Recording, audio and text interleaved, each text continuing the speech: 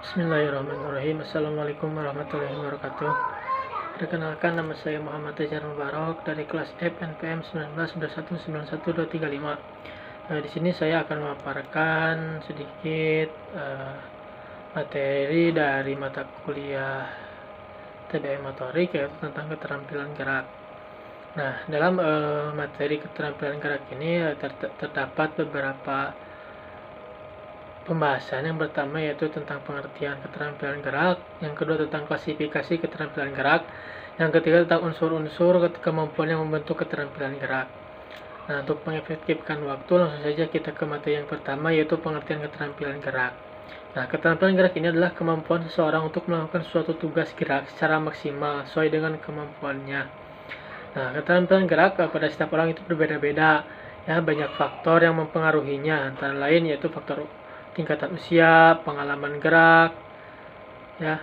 Nah, itu yang mempengaruhinya. Jadi keterampilan gerak ini merupakan suatu tugas gerak yang dilakukan secara maksimal gitu, sesuai dengan kemampuannya masing-masing. Nah, tadi kan dibahas yaitu adanya faktor yang mempengaruhinya, ya. Memang benar juga ya, faktor yang mempengaruhinya itu di sini ada tingkatan usia dan juga pengalaman gerak. Ya, semakin tua usia kita, ya semakin minim juga ya gerakan kita, ya tidak sebebas ketika masih usianya muda seperti itu. Nah, kemudian di sini ada sifat dasar dari sebuah keterampilan, ya, adalah memaksa gitu ya seorang belajar untuk lebih membuat pertimbangan ketika merencanakan belajar di pengalaman seperti itu. Nah, di sini ya untuk memahami ya sifat dasar dari keterampilan gerak, yaitu beberapa sistem klasifikasi atau taksonomi telah mengembangkan keterampilan gerak dari beberapa unsur-unsur umum. Nah, ya, mengetahui perbedaan keterampilan dapat membantu praktisi dan merencanakan pelajaran dan mempraktikannya pengalaman sebagai sebuah titik awal untuk penilaian penampilan.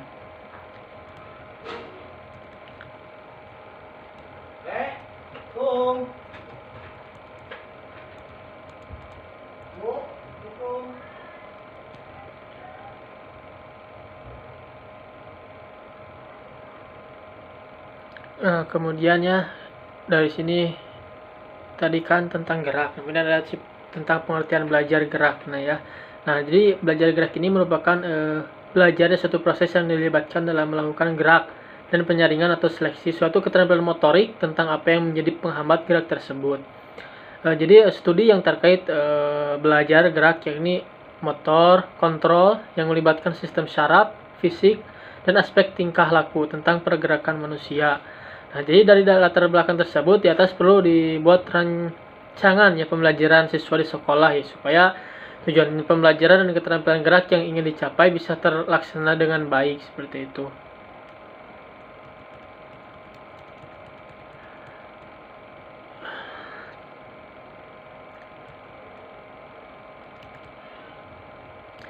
Nah, kemudian materi yang kedua yaitu tentang klasifikasi keterampilan gerak.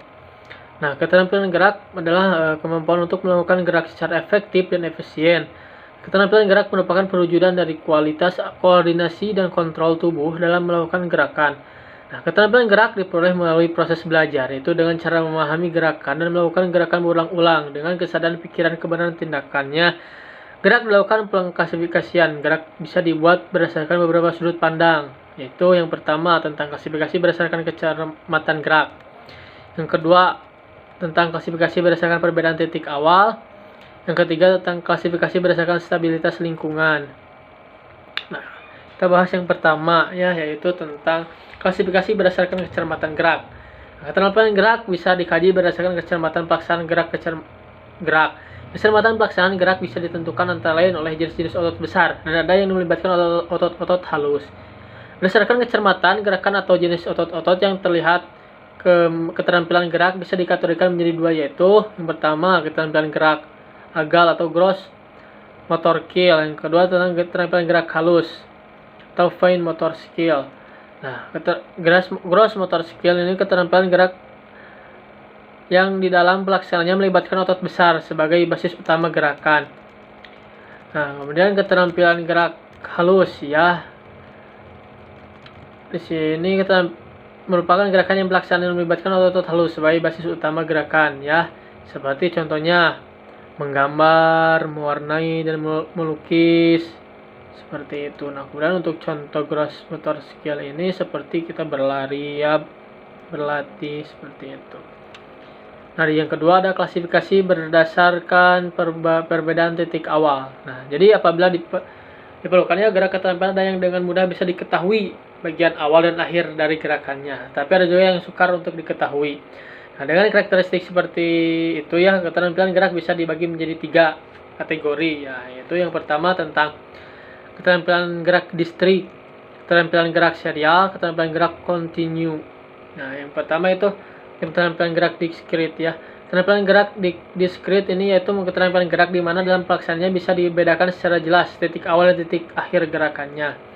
Kemudian keterampilan gerak serial. Nah, keterampilan gerak yang dilakukan beberapa kali secara berkelanjutan. Kemudian keterampilan gerak kontinu. Keterampilan gerak yang tidak dengan mudah ditandai titik awal dan titik akhir dari gerakannya. Biasanya dipengaruhi oleh si pelaku dan stimulus eksternal dibanding dengan pengaruh bentuk gerakan sendiri. Yang ketiga ada klasifikasi berdasarkan stabilitas lingkungan.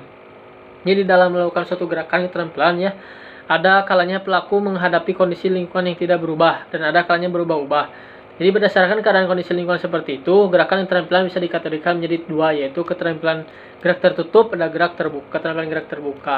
Nah, keterampilan gerak tertutup yaitu keterampilan di mana pelaksanaannya terjadi pada kondisi lingkungan yang tidak berubah-ubah dan stimulus gerakannya timbul dari dalam diri si pelaku sendiri gitu. Jadi tidak adanya faktor luar yang turut mengarahkan gerakan seperti itu.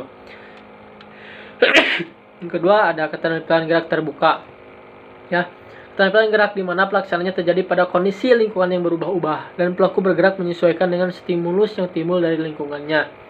Perubahan kondisi lingkungannya itu bisa bersifat temporal atau dan bersifat spesial ya, seperti itu. Lanjut ke materi yang terakhir, itu unsur-unsur kemampuan yang membentuk keterampilan gerak.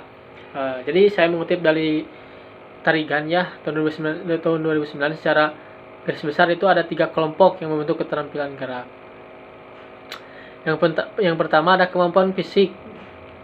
Jadi fisik sebagai fungsi untuk melakukan gerakan kualitasnya perlu baik ya, agar gerakan bisa terampil.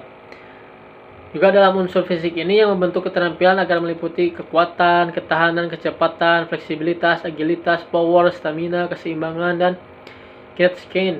Ya, yang kedua ada kemampuan mental, unsur kemampuan yang termasuk dalam kemampuan mental gitu. Ya, yang termasuk dalam unsur-unsur kemampuan mental seperti itu ya. Yang pertama ada kemampuan memahami gerakan yang akan dilakukan, kecepatan memahami rangsangan stimulus, kecepatan membuat keputusan, kemampuan memahami hubungan jarak, kemampuan menaksir objek yang bergerak, kemampuan menaksir irama, kemampuan mengingat gerakan, kemampuan memahami mekanika gerakan, kemampuan berkonsentrasi. Nah, kemudian yang ketiga ada kemampuan emosional. Kemampuan emosional yang berpengaruh pada saat melakukan gerak terhadap kualitas penampilannya adalah kemampuan mengendalikan emosi dan perasaan.